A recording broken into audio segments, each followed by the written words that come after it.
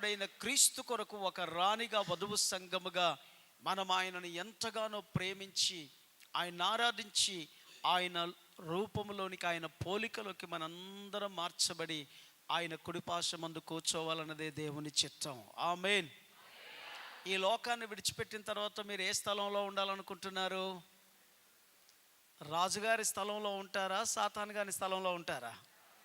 ఎంతమంది రాజుగారి స్థలం కావాలి? ఓకే, పోనీ సాతాను ఉండే స్థలంలో ఎంతమంది కావాలి? మీరు ఒక్కరు కోరుకోరని నాకు తెలుసు. ఆమేన్.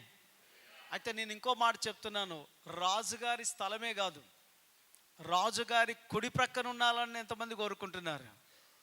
స్తోత్రం కలుగును గాక. ఈ కుడి పక్కన అందరు ఉండరు సుమా. ఈ కుడి పక్కన అర్హత కలిగిన పెళ్లి కుమార్తెగా, వధువుగా సిద్ధపడిన వాళ్ళే ఉంటారు ఇక్కడ.